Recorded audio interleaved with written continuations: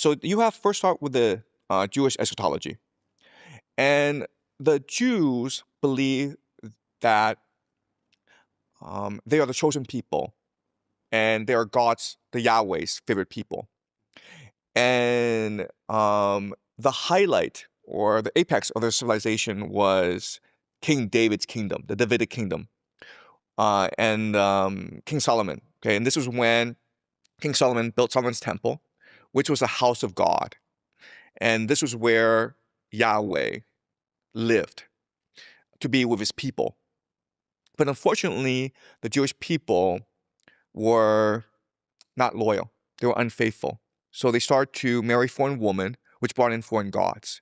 And then Yahweh became annoyed, angry at the infidelity of the Jews. So he left.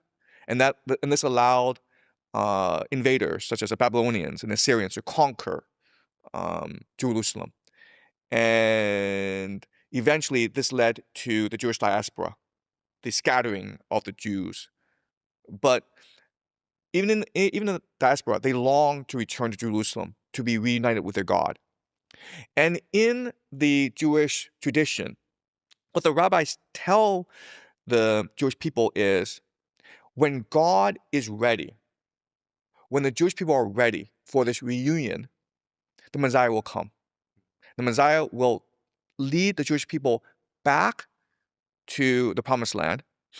He will build the nation of Israel, and he will summon the diaspora to return to Israel, and he will build the third temple so that God will come. Eventually, he will face his enemies in the war of Gog and Magog, but he will triumph, and this will usher in the Messianic age. So as Jewish people, our main responsibility is to reflect deeply on who we are, engage in spiritual alchemy, and once we engage in a long process of redemption, and once our hearts open up to God, then God will send us Messiah. So be a good person and wait and be patient, okay? So that's the standard mainstream Jewish understanding. But then you have these extremists who believe that is not God's intention. God's intention is for the Jews to prove that they love God and they desire reunion with God. And so it must be the Jews to act out first before God sends his Messiah. And that means you must first resurrect, reconstitute the nation of Israel. You must build the third temple. You must fight the war of Gog and Magog. And when the Jews have done all they can, but the entire world seems to have united against Jews, because that's what the world does, actually, unite against Jews. And when God sees that his people are in most desperate need, but he sees that his people have redeemed themselves, have repented, and yearn for reunion with God, then God will intervene and set the world right. And that is when the Messianic age will occur. But you must first make the sacrifice necessary in order to welcome the Messiah and the coming of Yahweh. Okay? So you can see how in the first iteration, yeah, it's interesting. But in the second iteration, there's sort of a passion, an energy, an excitement to it, where it's just like, wow, this is grand historical script being played out. It's all part of God's divine plan. And I can play my part in achieving this divine plan. So why shouldn't I? If I'm truly faithful, if I truly believe in God, if I want to prove myself worthy, shouldn't I do my part to achieve this plan? Okay? So does the Jewish eschatology make sense to you? Yeah, that definitely makes sense. And I do want to clarify for people that you're not saying that these eschatologies are necessarily real. You're saying that this is what the people believe, so it changes the way that they act, and that's how you use it to predict the future. Do you think it's important for people to understand the law of eschatological convergence to understand how you predict the future? Sure. Okay. So there's the different eschatologies, okay? So I just mentioned the Jewish eschatology, but there are others. There's the Orthodox eschatology. There's the Catholic one. There's the Protestant one, the Christian Zionist one. There's the Mormon one, okay? There's a Freemason one. So there are all these different eschatologies out there. And what's really interesting is at certain points, they converge together, meaning they align at certain points, meaning that these are different religious traditions. Again, we're talking only about a minority, these extremists, right? Maybe 1% of the entire cohort, okay? But these are the most energetic, they're the most unified, they're the most determined, right? And if they're working together to achieve a certain script, and if the script is similar at certain points, then you can be certain or confident that these things will turn out. Because at the end of the day, we're the players in this grand historical narrative. So what we do is what determines the history. So if you just look at certain convergence points, it's amazing how they align, okay? So one major convergence point is the reconstitution of the nation of Israel. This happened in 1948. Then another convergence point is war and chaos in the Middle East, which is happening right now. Another convergence point is the building of the third temple. And this is problematic because right now, the Al-Aqsa Mosque, which is the third holiest site in the Muslim world, it actually sits on where the third temple should be. Hmm. And so you would need to destroy the third holiest site in the Islamic world in order to build your third temple. Is that in Jerusalem? It is. It's all in Jerusalem. Yes, yes. And so, if the Al-Aqsa Mosque would be destroyed, this would trigger a religious war.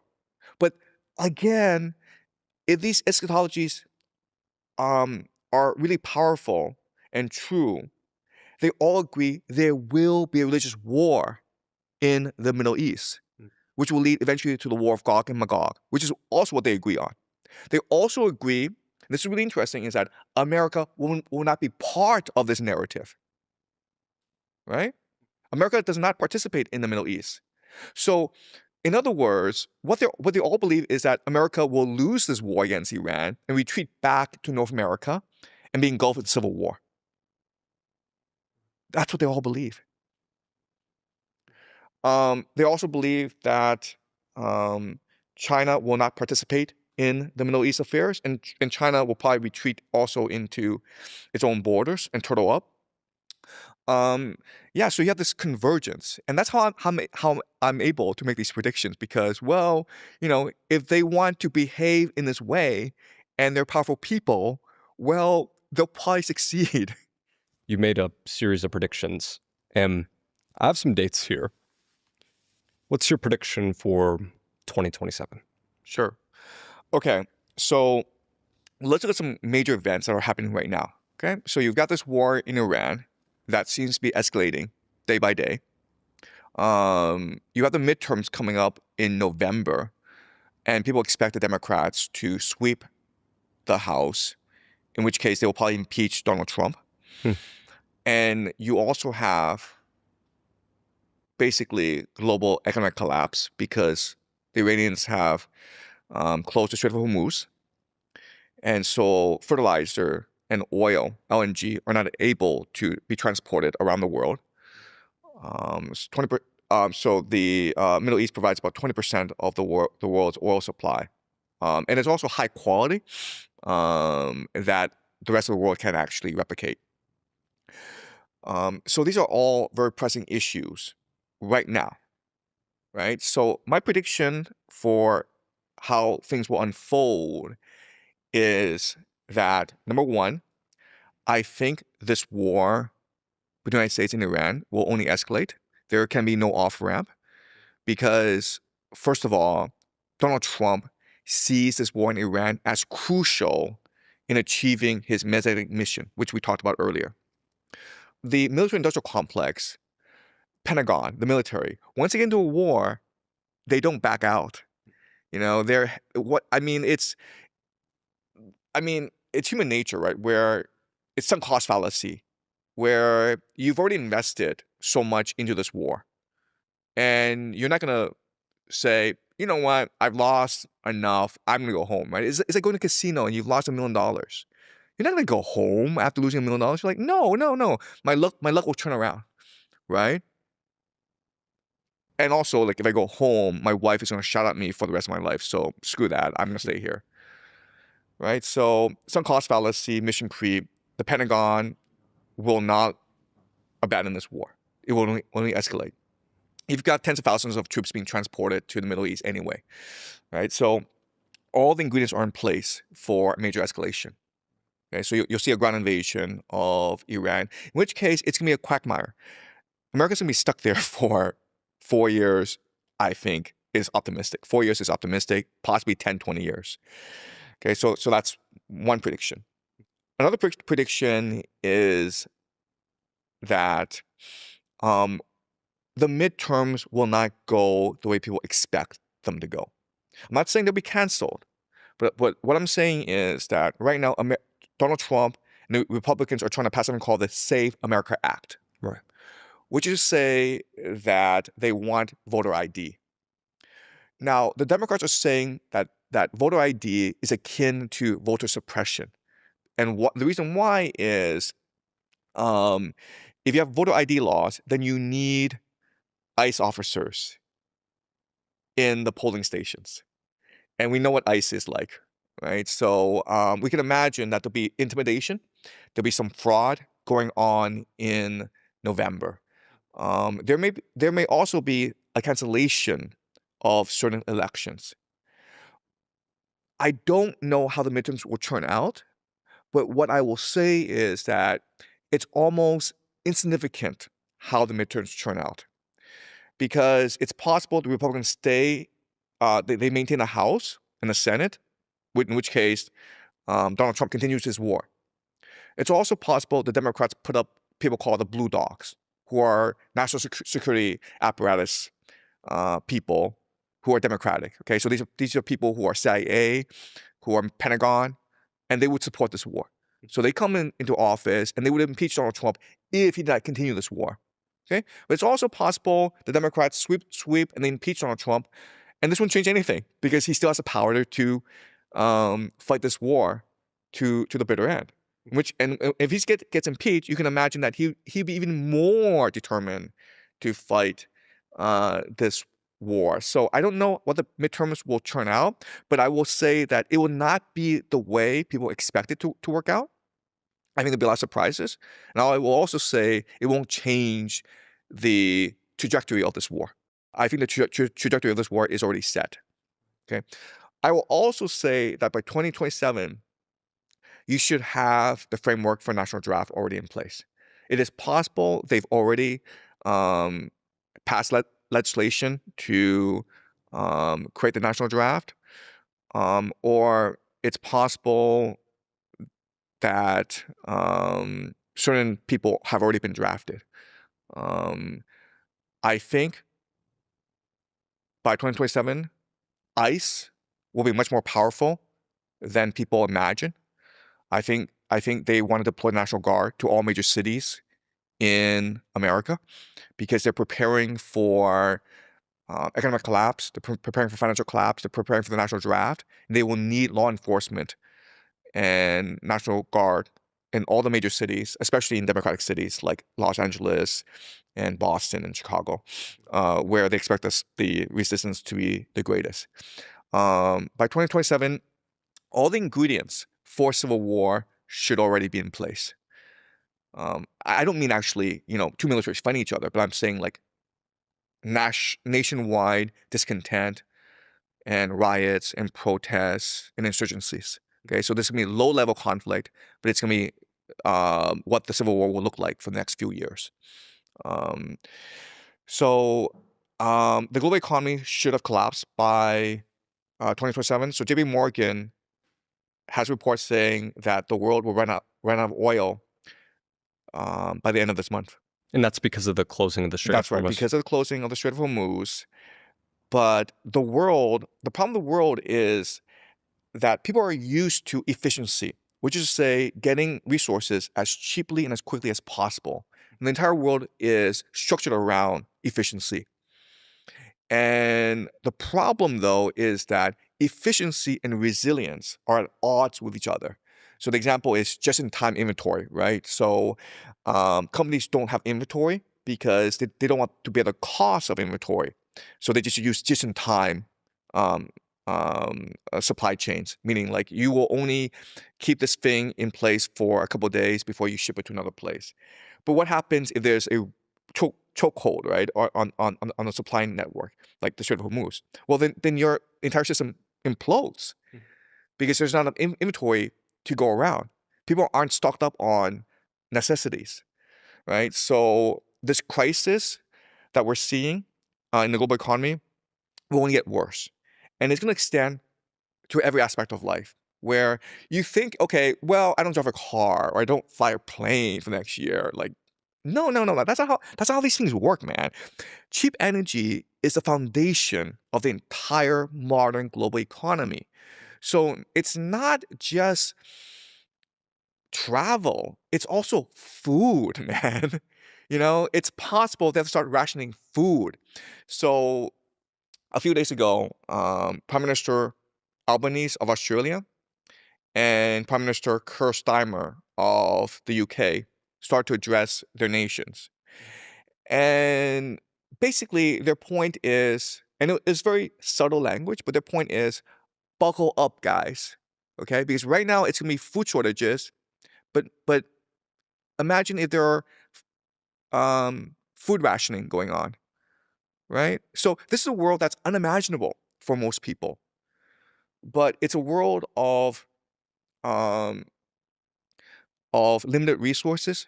It's a world of resource conflict, and it's a world in transition of collapse. So buckle up. Would you predict that by the end of 2027 will be the destruction of Al-Aqsa? Yeah. Okay. So let's go into what we know about Al-Aqsa so far. Okay. So um, there was a Jewish rabbi who's very well known in Israel, but last June, during the 12th Day War between Israel, United States, and Iran, he said basically, wow, this war would be the perfect opportunity to stage a false flag operation where the Iranian missile is flying over Al-Aqsa Mosque. We demolish it and we blame it on the Iranians.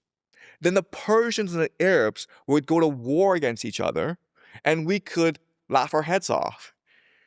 What a great way to resolve the conflict in the Middle East. Okay, so that's one piece of evidence. Another piece of evidence is the idea of the red heifer. And so the Jews, the Messianic Jews, want to rebuild Solomon's temple, build a third temple. But to do so, you need to consecrate the ground. So you need to make a red heifer sacrifice. But according to the Bible, the red heifer has to be perfect. And so there's this guy, this farmer in Texas, who spent years and years, millions of dollars, genetically engineering perfect red heifers. Then he shipped them to Israel. And so once they have Al-Aqsa destroyed, they make the red heifer sacrifice and then build the third temple, okay? The third temple itself has already been designed and built brick by brick. There's something called the Temple Institute in Jerusalem, and they have built the third temple. And all they do is move the third temple from the current location to the Al-Aqsa Mosque location. So this can happen right away. Okay? That's another piece of evidence. Also, we know that there have been archaeological digs under the Al-Aqsa Mosque these past 2 years. So if you want to do a controlled demolition, right? Well, that's what you do. You pretend it's an archaeological dig. You implant explosives under the Al-Aqsa Mosque, and then you pretend it's an Iranian missile, and then you blow up the Al-Aqsa Mosque, and then problem solved, right? It's not. We didn't do it. It was the Iranians who blew it up. Then you had Netanyahu last week say that an Iranian missile was just so close to the Al-Aqsa Mosque, and he said, "Oh, it was so close, and there's a great danger that the Iranians will blow up all these holy sites, the Church of the Holy Sepulchre, the Western Wall, the Al-Aqsa Mosque. The Iranians are that crazy, so watch out. It could happen. Okay, so you have all these things lined up, and like you have to believe that, given the fact that right now Israel is run by these religious fanatics, given the fact that for decades these religious fanatics in America, the Christian Zionists, have been supporting Israel, and given the fact that this war provides perfect pretext and excuse to destroy the Al-Aqsa Mosque, they'll probably try something. Okay, but when? I can't say. It could be 2027. It determines on how the war goes.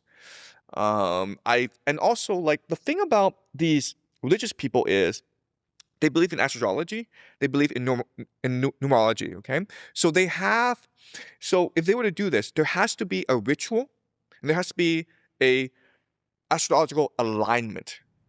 Right. Right? So they haven't planned it out, but like I don't have access to this information, so I can't tell you, but they probably haven't planned it out.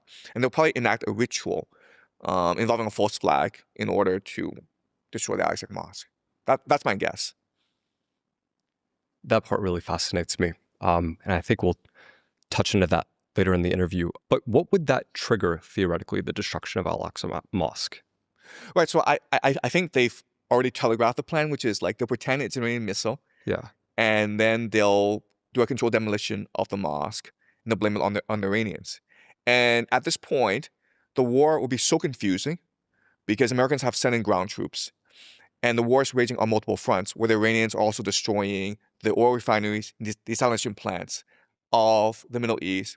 The whole world, especially Africa, is in terrible economic is in a terrible economic situation. There might be a food shortage in Africa. There could be a famine in Africa, and so the entire world is sort of like distracted, right? So then the Al-Aqsa Mosque is blown up, and like people are like, what was that?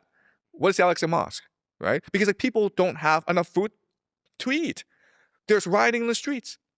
The grocery stores are empty. Right? People aren't going to be like, okay, well, I don't have a job and my bank account has gone to zero and there's no food and like everyone's fighting each other. Like who cares about the Al-Aqsa Mosque? Right. Because it was an accidental destruction in theory. Do you think we're heading toward nuclear warfare? I am convinced nuclear weapons will not be used in this war.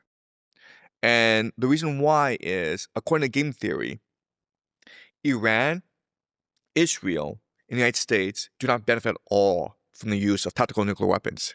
Okay, so let's go with Iran, okay? Iran could, in 3 weeks, build 10 nuclear devices because they have the uranium, and the technology to build a nuclear weapon is actually open source. You can actually go online and build and find this information, okay? It's not that hard. If Pakistan can build a nuclear weapon, so can Iran, okay? So, but Iran's not going to do that. And the reason why is that for them, it's very important to maintain the moral high ground.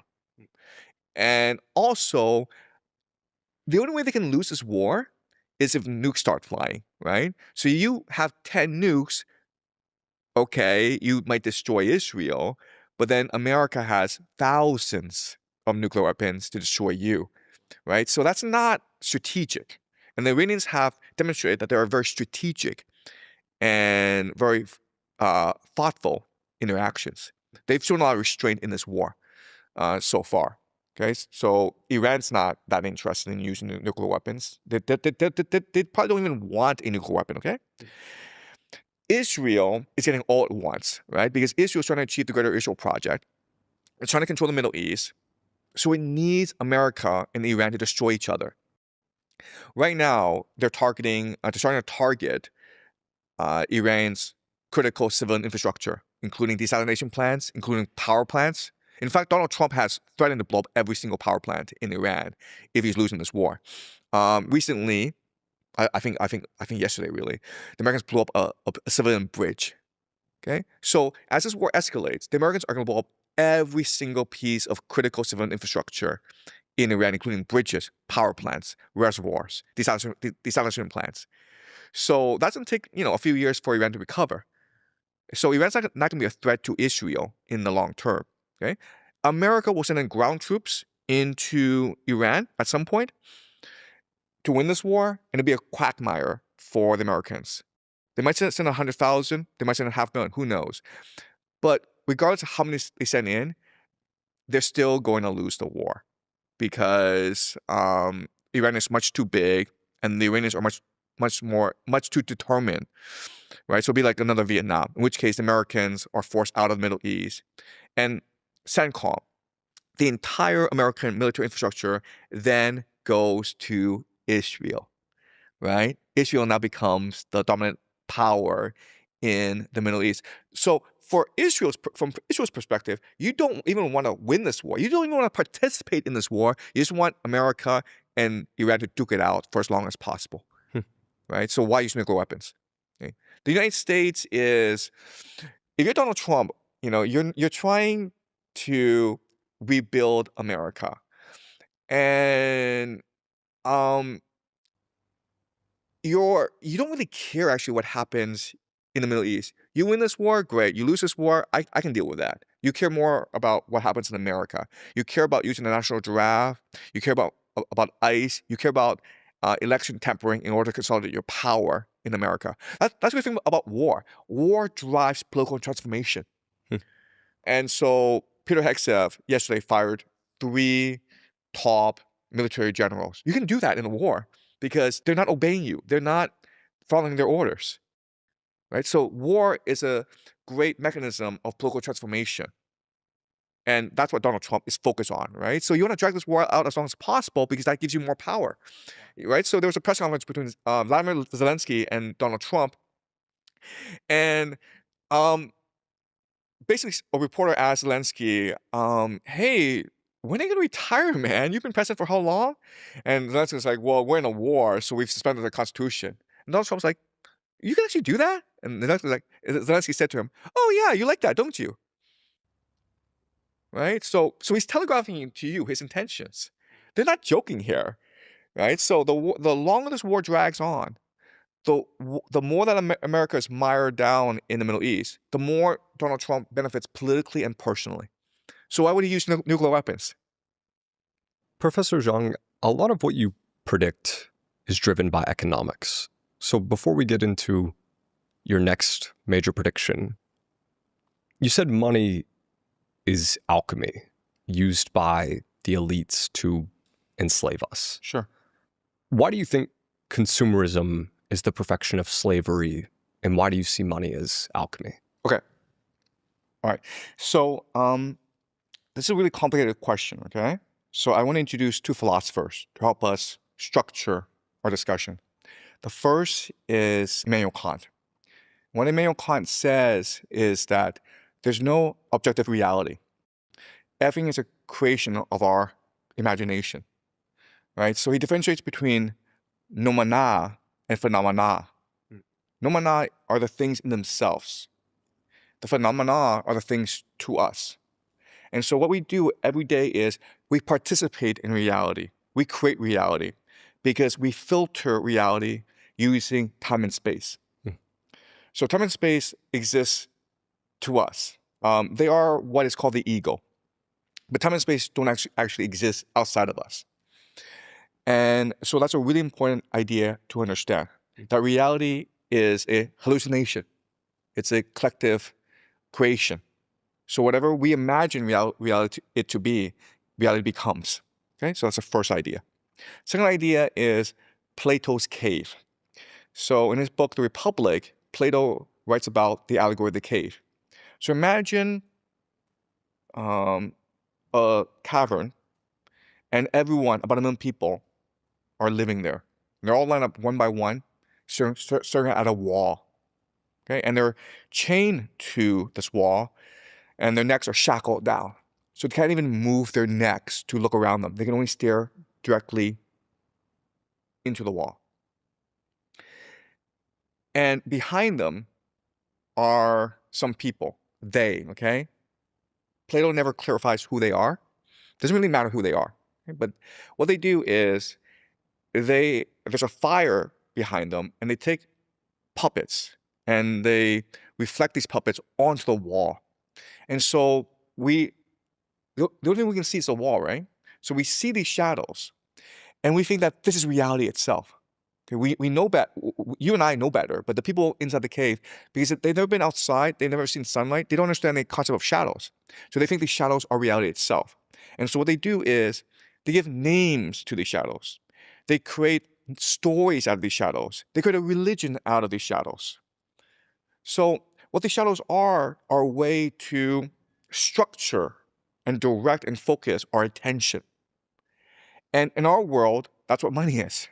Okay? Money is alchemy. It doesn't exist outside of us. It's only because we believe it has value, it has value. Hmm. So now the question is, how did we get to this system? How was this system created? Well, believe it or not, but for the longest time, money was not an issue for people. So for example, let's go to the Vikings. If you're a Viking, what you did was you spent most of your time farming or fishing, but now and then you and your mates got together and you go and raided a Irish village or an English village for fun, okay? And you would target monasteries because in monasteries there was a lot of gold. They would print books, and then the book covers would have a lot of gold, especially Bibles. And then they would take this gold and maybe sell it. They might capture some slaves, and then they would sell it to the Ottomans or the Byzantines, whoever, okay? And so they would make a lot of money in these raids. The moment they got back home, they spent all this money on a feast for the community. And that's like literally how people spent their money. They didn't save it because there was no point, Right. right? I mean, you could save your money by digging a hole and putting all the gold in the ground, but why would you do that? That was pointless. What you cared about was your reputation among your peers. What you cared about was a community. What you cared about was leaving a legacy, a memory. And then so the memory was not money. The memory was the stories. And that's why they went and raided these Irish villages and these British villages. Not because they wanted the gold. The gold was useful, but what was more useful to them was the stories that they could tell their friends about how they went over and killed a lot of people and did all these amazing things. That's what their social currency was, right? What they wanted to do was like sit in their longhouses in the cold of winter, and there was a fire, and they would tell each other these stories of, this great hero who went to Iceland and founded the colony there, and then he died for some silly reason. Okay, but they had all these great stories, and we still have them today. The sagas, right? The Norse sagas, and they're wonderful stories, and that's how most people live their lives in human history. This changed at a very particular time in human history. And the year is 1694. Okay, 1694. The reason why is the Bank of England was chartered in England at this time. 1688 is something called the Glorious Revolution. So think of the Glorious Revolution as a marriage between two Protestant empires, the British and the Dutch Republic. And at this time in history, the Dutch Republic were the wealthiest people in the world because they controlled the spice trade in the Far East. So their ships went to the Far East, collected spice, and then sold it throughout Europe. And spice at this time in history was the most valuable commodity in the world because it made your food taste better, right? You couldn't actually use gold, but you could use spices. So spices were the most valuable commodity in the world, especially from the Far East. Cinnamon, nutmeg, peppercorn, these things. The problem with the Dutch Republic is that it was inland. And so the Catholic Empire, the Catholic Church, the Spanish would come and conquer you, right? So there's real anxiety where they were generating so much wealth, but they had to protect this wealth. So they decided like the best place to put your wealth was an island somewhere that no one can invade. And that was, of course, England. So you have this marriage between England and the Dutch Republic. And now the question then is, okay, you have all this wealth generated by the Dutch, but how do you use it? How do you store it? How do you make more wealth creation? Okay, and wait, sorry, I missed a very important point. Before, no one cared about wealth creation. There was no point. But suddenly, the Dutch cared about wealth creation. And the reason why is They were Calvinists. Okay, so before the Protestant Reformation, everyone was a Catholic in Europe, and they believed that if I do good works, if I obey the church, I would go to heaven. So it's called just justification by works. If I just obey the Catholic Church, I could go to heaven. But over time, the Catholic Church started to abuse this privilege. It became very corrupt. It started to sell privileges to people. You know, if you were like a terrible, terrible aristocrat, you committed all sorts of sins, but you had a lot of money, the Catholic Church would be like, oh, that's fine. We'll forgive you. And that's indulgences?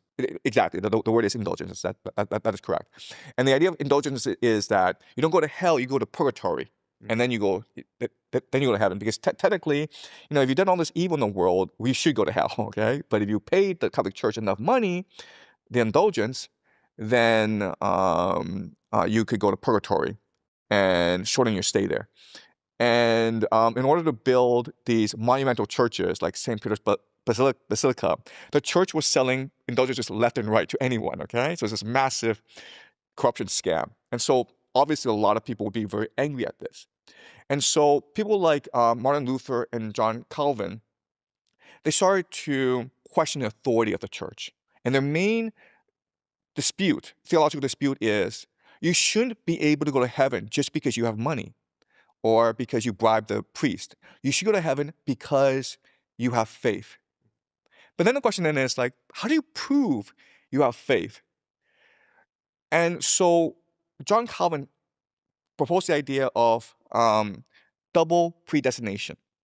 And the idea of double predestination is that at the beginning of time, okay, before God created anything, he determined who would go to heaven and who would go to hell.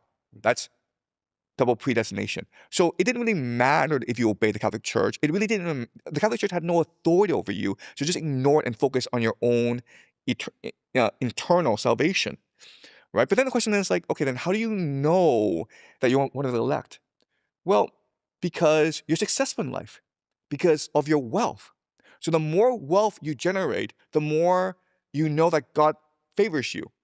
But it was important not to spend this wealth, because then you show you are lustful, you are sinful, right? So this creates a very complex psychology where you are anxious to make as much money as possible, but you can't spend any of it because you don't want to show that you are sinful. And this is what led to the modern financial system, right? Because now the Dutch Republic, everyone's putting their money in the bank. And so the Dutch Republic can now take this wealth and then invest it in other places, okay? And this is what leads to capitalism. And why is wealth specifically like a sign that you're favored by God? Right. So the question is, how do you prove you're one of the elect to yourself as well as to others? And the answer is through your success. Because at this time in history, everyone believes in God, and everyone believes that God is the source of your luck, right? Right. So if you have a good life, it means because you've been a pious person and God favors you. If you became a very wealthy person, that also shows you that God favors you, right? So wealth is the clearest indicator that to the community that you're a good person, right? Because before it was about storytelling, like how good of a storyteller were you? Now it's about wealth creation. How good of a businessman are you? Right? Right? Yeah. That makes sense to me. I think it's the concept of like resourcefulness, because the claim is that people throughout history didn't value money, but they always thought that having resources was a sign that you were favored by the gods. That's right. Okay. Yeah. That makes sense. Okay. And they define resources differently in different types. Right. Right. So the Dutch Republic has all this wealth. It can't spend it, but if it just leaves in the bank, all this gold, the Spanish are going to come and steal it, okay? So they transfer all this gold to England, which has a Royal Navy, and which can protect this gold, okay? But now the question then is, how do you ensure that this gold creates more wealth? Because it's important to create wealth to show you are part of the elect, right? So in 1694, they created something called the Bank of England. And the idea of the Bank of England is very simple. This would be a private bank, okay? Meaning like, if you put this gold into this bank, it's your gold. It's private. because you have to prove to yourself and to God that you are wealthy, right? And the deal is this: Parliament, the nation state, would borrow this money from you in order to finance wars. Because before, the relationship was wars at this time was fought by mercenaries. So you need a lot of gold. You need a lot of capital. And so kings would borrow money from merchants usually. But the problem is that the king could die, the king could lose the war, or the king could just be like, I don't need to pay you back because I'm the king and you're not, right? So there's a real risk when you lend money to the king. But now that you lend money to Parliament, now it's safe because every person in the country is obligated to pay back the debt, regardless of how poor this nation becomes. As long as the nation state is still standing, as long as Parliament has authority, Parliament must pay you back. Okay, so the idea is the Bank of England has all this private wealth, and now it lends this money, what we call money printing, to Parliament in order for Parliament to finance public works projects, finance wars, finance everything. Okay, and this led to the creation of the British Empire. The problem with this is now Parliament needs to expand this wealth. And how do you do that? Well, you conquer other territories, right? You go start wars. And this is what led to the expansion of the British Empire. This is what led to the colonization of India. This is what led to the Opium Wars in China, where Britain forced drugs upon the Chinese population, because you're constantly looking for new markets in order to extract wealth. And this is what creates the idea of transnational capital.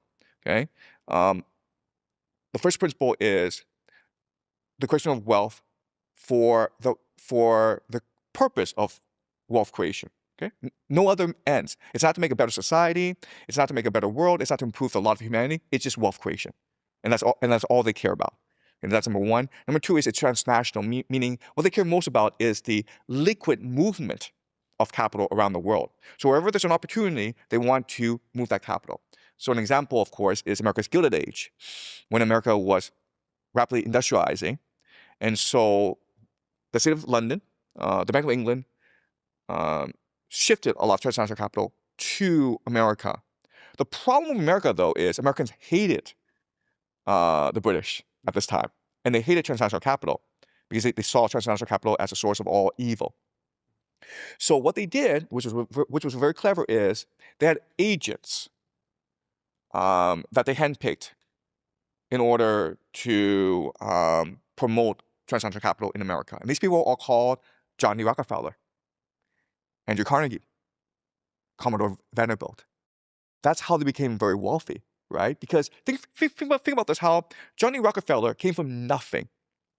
And before he died, he monopolized the entire oil industry in America. How did he do that?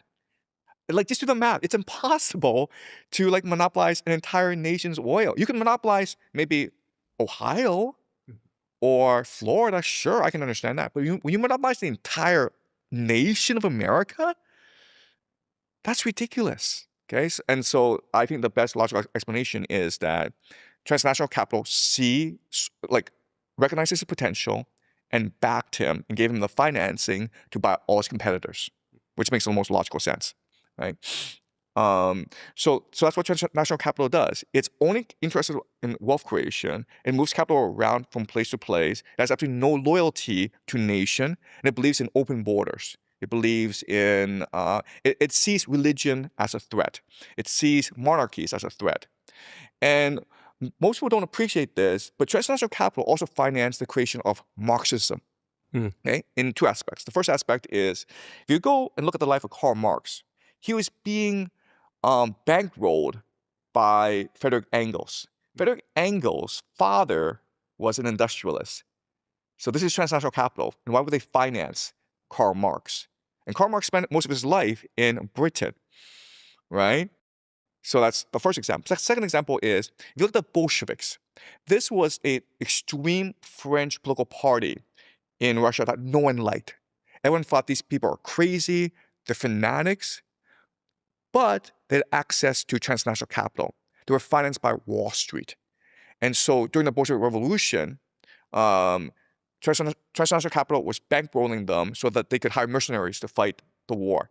They could bribe foreign governments not to intervene. They could pay off generals of the white armies, and that's how they won the war, with the help of transnational capital. So this dichotomy between capitalism and communism, it's all a false dialectic. It's meant to deceive you. Ultimately, what transnational capital is interested in is in seeking better investment opportunities. And Bolshevism made Russia a better investment opportunity for transnational capital, right? Because before, you had the Tsar, and you had the Orthodox Church, and both were opposed to transnational capital. They saw it as the Antichrist system. They still call it the Antichrist system. Are you saying that communism was created by capitalists? Yes, in order to pave the way for the infiltration of transnational capital into the world, right? Because who opposes money? Well, the king opposes transnational capital because he doesn't want the national sovereignty to be destroyed, right? Kings oppose transnational capital. Who else opposes transnational capital? Religious people, right? Because they see money as a source of all evil. Like, guys, let's not focus on making money. Let's just focus on praying to God, on being good people. Right? So with communism is it's considered like the apex of the Enlightenment because it puts reason above everything else. It puts reason above God, country, and king.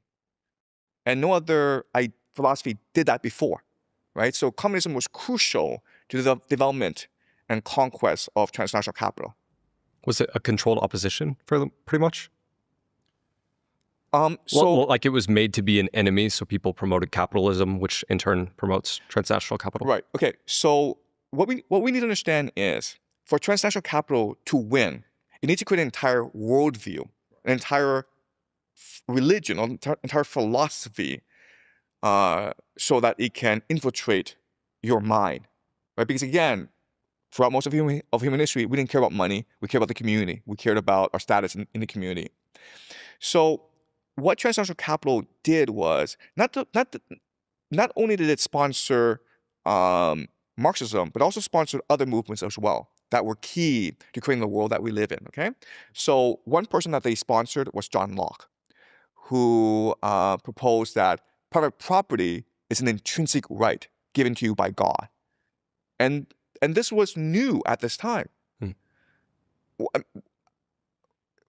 At this time in history, people were pious and they didn't really care about private property. They cared about their faith. They cared about their community. They cared about their relationship with God.